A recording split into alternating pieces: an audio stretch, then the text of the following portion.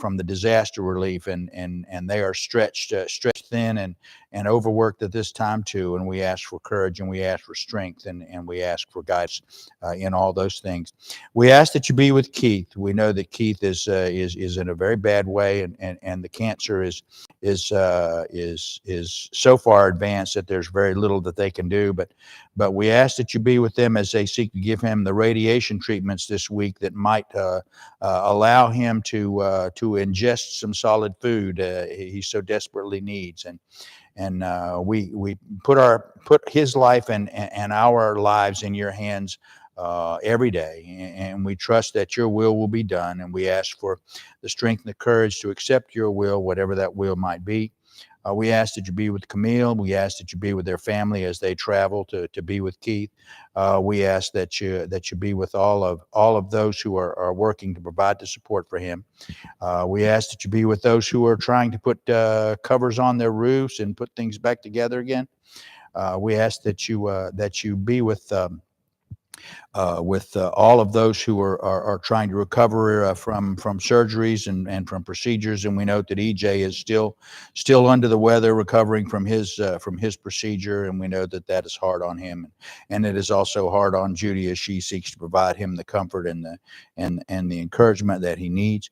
We ask that you be with the daughter Karen. We ask that you be with the Terrell family. We ask that you be with all those who are, and Tammy Fletcher, and all those who are struggling with cancer or with lung problems, and there are so many that we just can't keep up with them right now, Heavenly Father. But we know that you can, and we ask that you continue to guide us and protect us. We ask that this study be scripturally sound and pleasing in your sight, and that it strengthen us in our endeavor to take your word out to the world. We ask once again that you be with all of us. We thank you for the blessings, in spite of everything that we are, how blessed we are that it could not have been, that it wasn't much worse. And of course, we pray for all those in the Carolinas who are so inundated with water and with damage. And we ask that you be with the relief effort there, and be with the families who have lost loved ones. And we ask that you continue to guide us and protect us in these trying times. We offer this prayer in your Son's name. Amen. Okay, so it almost seems anticlimactic in the face of all the things that we've been doing. I'm going to turn this face down so that it doesn't go off on me when I'm not looking. Do I? I left it up there. That we're back to 2 Chronicles. We're back to Joash. And we're gonna note something here as we go, and that Joash. Remember that as we do this. Oh, by the way, who's reading? Judy's reading. Okay, great. Sophia, George, hey, how you doing? So we're gonna be starting in chapter 23, verse 1, and we're gonna be looking at Jehoiada and his charge, young King Joash, who had been hidden from the reign of terror of Athaliah or Athaliah, it depends upon how you want to pronounce that, who was the daughter of Jezebel, who married married King Jehoram, and of course he came to a rather untimely demise.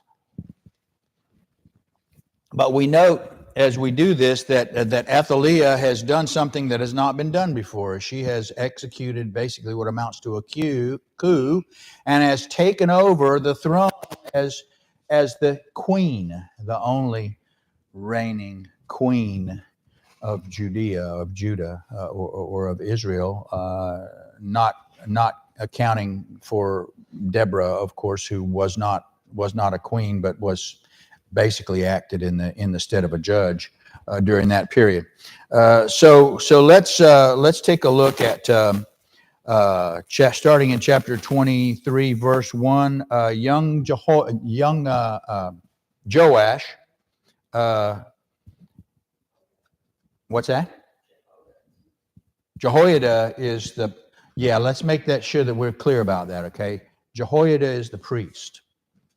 He's basically the high priest. Okay, note that he's been resisting Athaliah who has been plundering the temple and who has forbidden money to be given to the temple and has taken the treasures and stuff out of the temple, and so they've had to hide all this from her and from her supporters. Okay, and so we note that they've hidden Joash for 6 years. Okay. He was about a year old whenever Athaliah destroyed all of the other members of the royal family. And he has now been hidden, and I might add, raised by a priestly family for 7 years. Okay, or six years. He was 7 when he took the throne. Okay, so that's where we are. We've set the stage right there, and we see that that it is time for Jehoiada, under God's guidance, I might add, and I want to point out that he's done these things in accordance with God's will, okay, to strengthen himself, strengthen his position, and to install the rightful king, okay? All right, so continue. So starting, if you will, please, and I note that 2 Kings 11 and this chapter are very, very similar to each other. In fact, almost verbatim. There's a parallel there. All right. So go ahead and start, please, Judy. In the 7th year, Jehoiada strengthened himself and took the captains of hundreds, as Azariah the son of Jehoram, and Ishmael the son of Johanan, and Messiah the son of Adaiah, and Elishaphat the son of Zerich into the covenant with him. And I thank you for soldiering on through that. I know that's hard on the tongue. And continue on, please.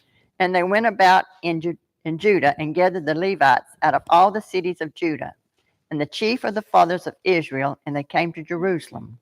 And all the congregation made a covenant with the king of the house of God, and he said unto them, Behold, the king's son shall reign in the Lord. With Solomon and moving forward, because they've been broken up into 24 courses to share the duties and to be assigned so that they would move into the city and do the temple worship. They'd come from their own cities, and there they would work with in the synagogues, and then they would come to the temple and they would do their duties, and then they would return at the end of that period of service. Okay, so they all had assignments to be made, and they knew when they were supposed to be there and where they were supposed to be, but they were in shifts. That has just been suspended. Okay, Jehoiada has just called all the Levites out of all the nation and brought them to Jerusalem. Okay, so that he can set up and install and set up the reign of Joash, and this against Athaliah's will. And as a matter of fact, you will see that Athaliah had no idea this was happening, okay? But God's behind this, all right? So the congregation made a covenant with the king and the house of God. And we're going to see another covenant here shortly, the same thing, as Jehoiada acts in God's stead and is acting, and it is becoming obvious that he is acting at God's direction in accordance with God's will and God's previous design, okay? Keep in the back of your mind Elijah and his conflict with the prophets of Baal and the edict that he said that all the prophets of Baal were to be destroyed, okay? All right, so now, continuing on. This is the thing that ye shall do. A third part of you entering on the Sabbath of the priest and of the Levites shall be porters of the doors.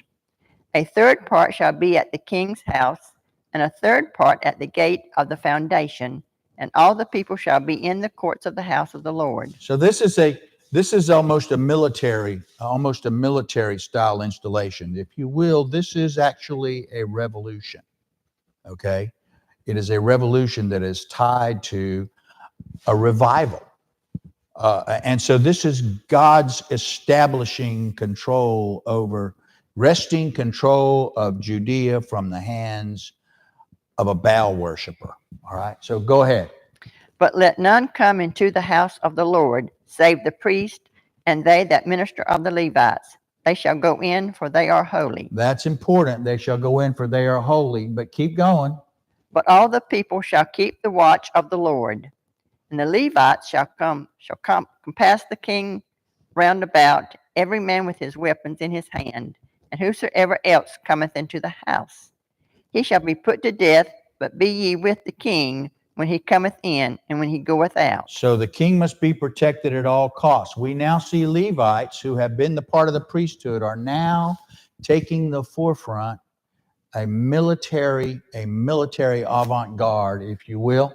Okay? A military advance, a military component to protect the king. The Levites are protecting the king, compassing every man around, every man with his weapons in his hand. Okay? So, this is important.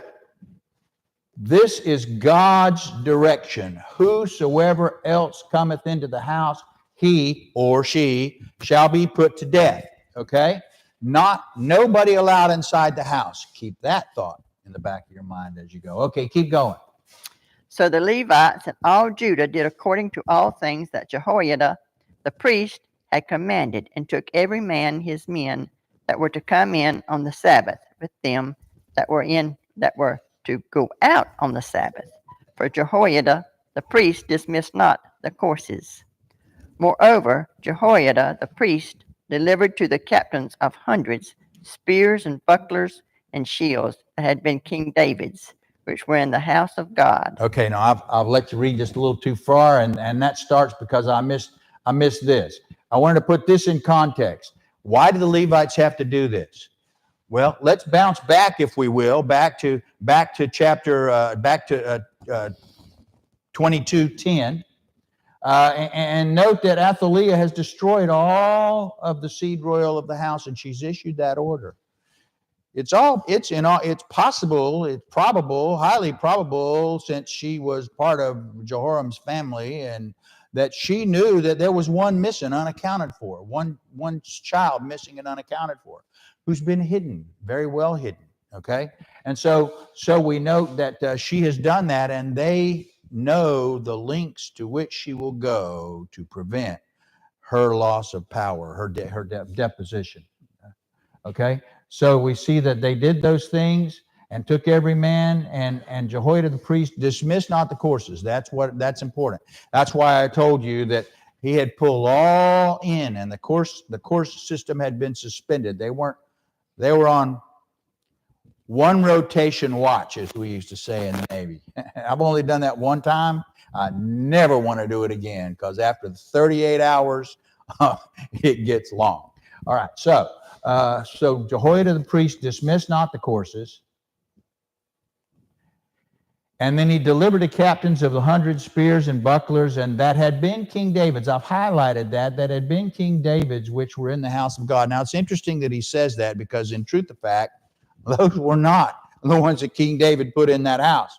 Okay, so if we go back to chapter 12, verses 9 and 10, we see that Rehoboam made a pact, and God punished him, and had Egypt come up against him and raid, and they took away the treasures in the king house, and also the shields of gold which Solomon had made.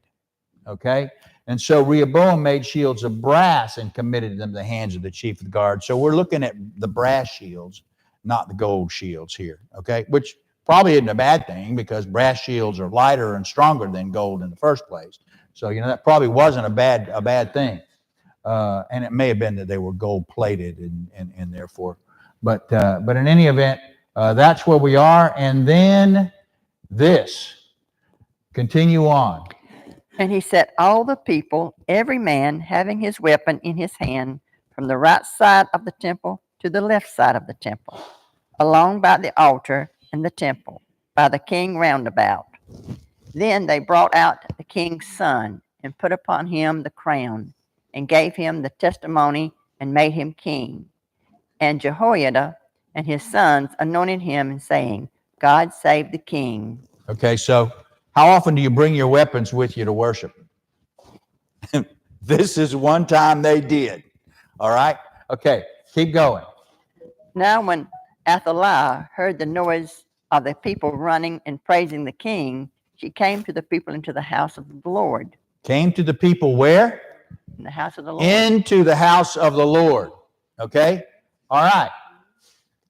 And she looked, and behold, the king stood at his pillar at the entering in, and the princes and the trumpets by the king. And all the people of the land rejoiced and sounded with trumpets. Also the singers with the instruments of music, and such as taught to sing praises. Then Athaliah rent her clothes and said, Treason, treason. Rent her clothes and said, treason, treason. She's in there in the middle of a coronation ceremony, making a scene and disrupting herself inside the temple. Now, this is an idol worshiper inside the temple. First place is she's unclean. Second place is God has issued orders that none but the Levites have any business inside the temple. And that is an order which Jehoiada is going to obey. All right? Now, and so she rent her clothes and cried treason. She's in the wrong place, saying the wrong thing at the wrong time. Okay? Doing the wrong thing. All right, keep going. In first place, she's been in the wrong place doing the wrong thing since she deposed the royal line and took over. All right? Continuing on. Then Jehoiada, the priest, brought out the captains of the hundreds that were set over the host, and said unto them, Half or fourth of the ranges, and whose followed her, let him be slain with the sword. For the priest said, Slay her not in the house of the Lord. So they laid hands on her, and when she was come to the entering of the house, the horse gate by the king's house, they slew her there. So they took her outside. They did not slay her inside, but they were going to slay her. She set that up herself by wandering in there. That might not have been his intent to start with. Probably would have been the prudent thing to do, but had God intended for there to be any ambiguity as to how he wanted her disposed of, she wouldn't have walked in that temple in the first place. Okay? All right, so now we see that if we look at the American standard, I notice here I've highlighted half or fourth between the ranks. Okay, and I think that the let me see if I can find it. Half or fourth of the ranges is in the King James version, and the American standard is half or fourth between the ranks.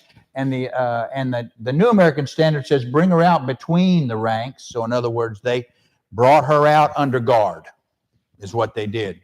They took her prisoner and escorted her out under guard, and were watching for people who were following along with her. Remember this. The only people that were going to leave that ceremony, that religious ceremony, were going to be people who were aligned with Athaliah, because they were not cleared to leave that ceremony. They had been commanded to do what they were doing and to stand fast. The only ones that left were suspected co-conspirators. All right? That's an important thing to remember. And so whoever follows her, put them to death with the sword. All right? Putting down the counterinsurgency is what they're doing here, okay? Let her not, for the priest said, let her not be put to death in the house of the Lord. And that is important, okay? Because we go to, we see that we're told that whoever else cometh into the house, he shall be put to death. That's why they dealt with Athaliah the way they did, because she walked into the house and against God's commandment, okay? Walked into the temple. Be with the king when he comes in and comes out. Take care of the king. Protect the king, okay?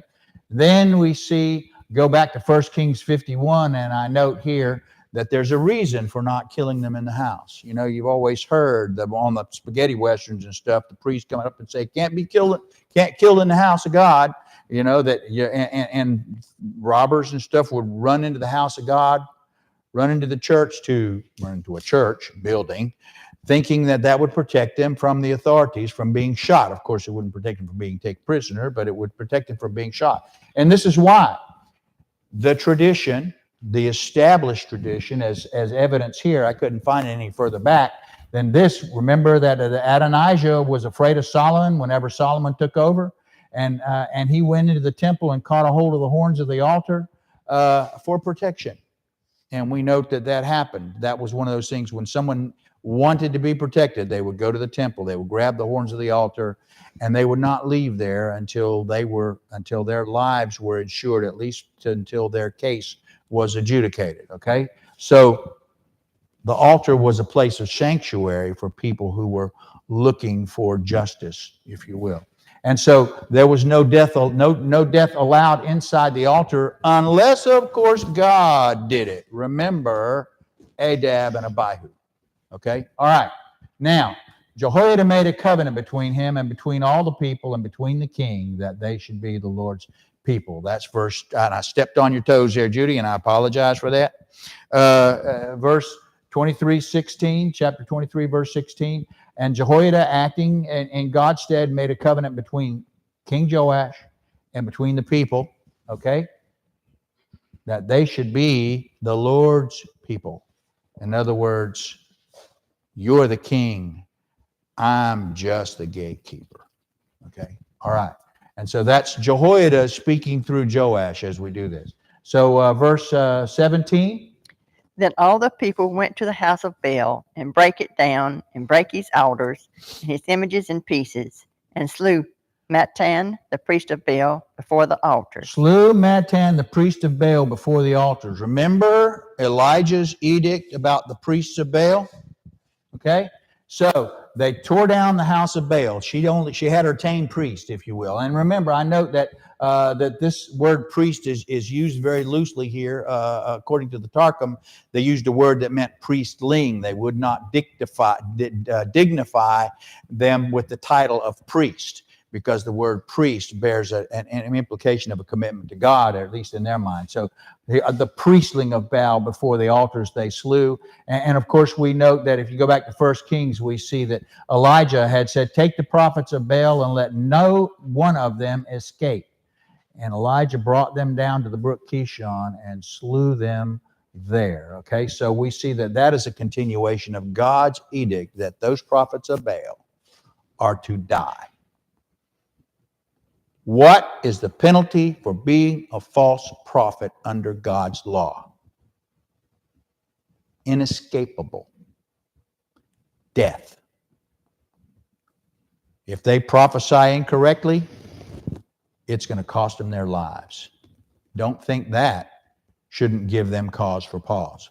All right, so keep going. Also, Jehoiada appointed the offices of the house of the Lord by the hand of the priest, the Levites, whom David had distributed in the house of the Lord, to offer the burnt offerings of the Lord, as it is written in the law of Moses, with rejoicing and with singing, and as it was ordained by David. Now, I want to point out something here, because I don't have this titled, and I'm just looking at that, and I'm seeing, isn't it very interesting, the subtlety here, when we talk about the concept of musical instruments in church? We see that in this particular passage that the chronicler, probably Ezra, has broken out, and remember that Amos brought this same thing up, okay, has broken out the distinction between the burnt offerings of the Lord as it is written in the law, and rejoicing and singing as it was ordained by David. God authorizing one thing, David authorizing something else, to the extent of musical instruments. Okay, and so we see that there's a distinction between who authorizes these things brought up here, and it's subtle, but it's there. Okay, so continuing on. And he set the porters at the gates of the house of the Lord, that none which was unclean in anything should enter in.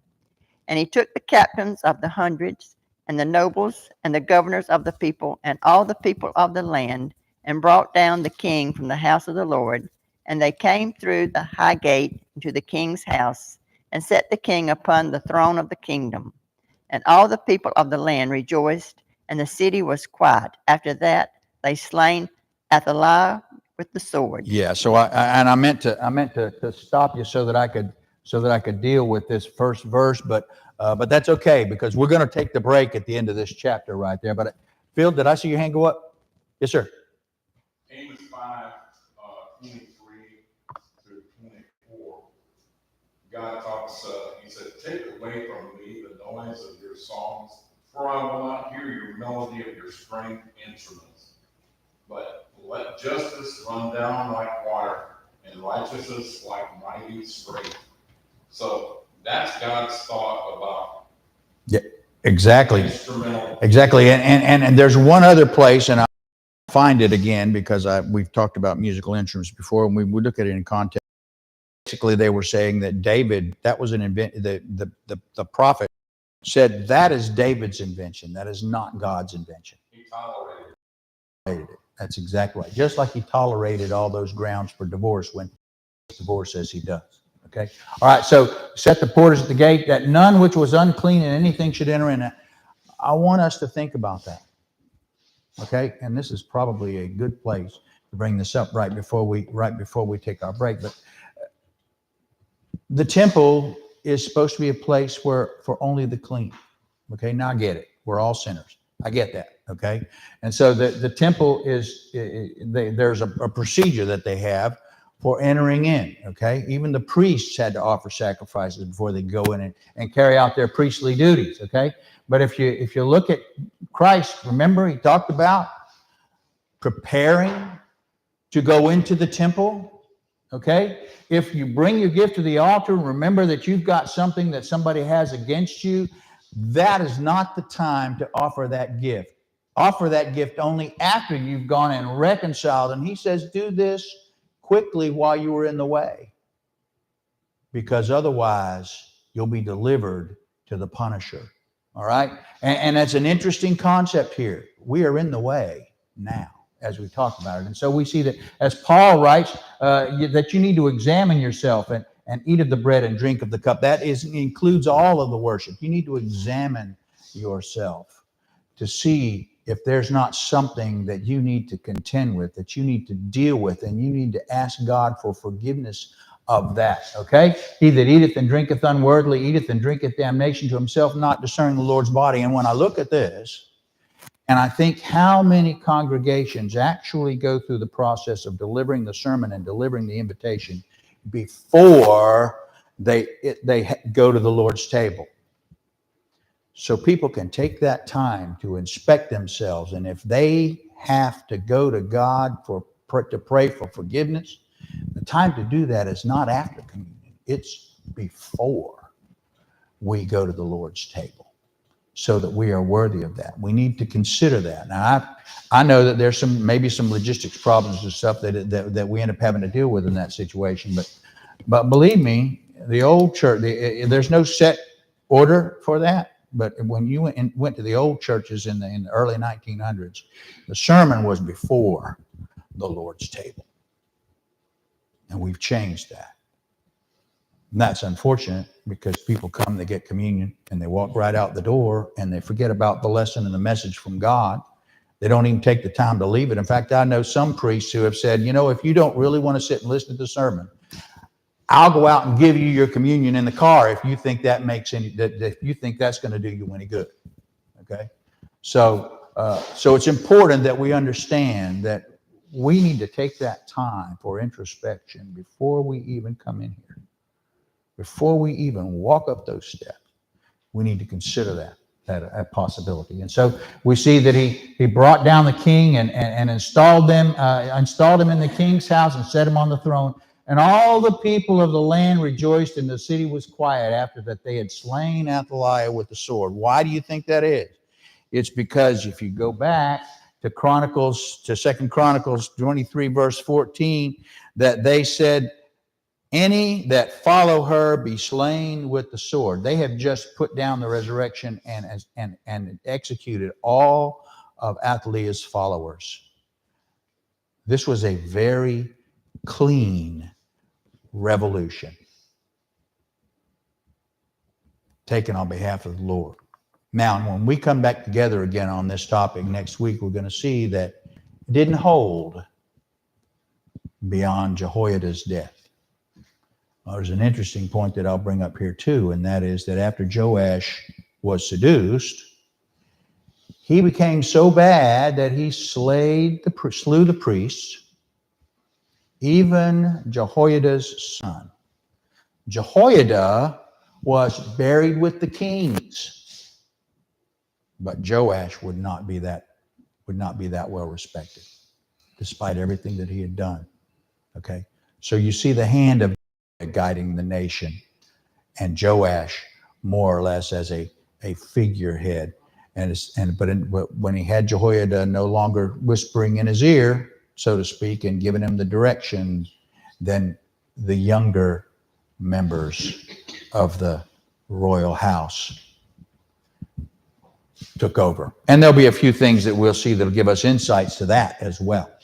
But are there any comments or anything for the moment?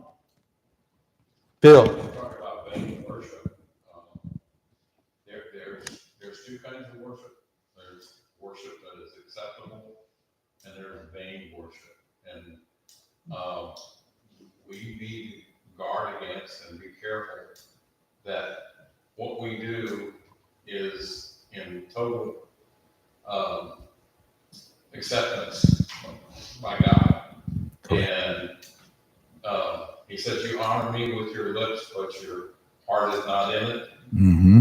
Well, vainly do they worship me, teaching for doctrine the commandments of men. And we forget that God is omniscient and knows everything that is in our minds. He knows the hairs on our head. He knows everything. He knows the future. He knows the past. Yes. And we need to come to him with humble hearts and being grateful for the plan of salvation, for the gift of the Son. And that's our whole purpose of being here. Well, there's a little 3-point sermon for you. God, there's no place we can hide from God. God is omnipresent. He is everywhere, every when. And God is omniscient. Because he is everywhere and every when, there is nothing that he does not know and nothing that he has not seen. And he knows more about us than we will ever know about ourselves. And one of the things that we fail to do whenever we slip and we fall, we look around and see if anybody else is looking and watching. We need to remember that God is always watching. We need to practice the omniscience and the omnipresence of God in our lives. And thank you, Phil. Great closing statement. Any other questions or statements? Let's break. Let's have some coffee and some pastries, and we'll be back at the top of the hour. All right. Thanks.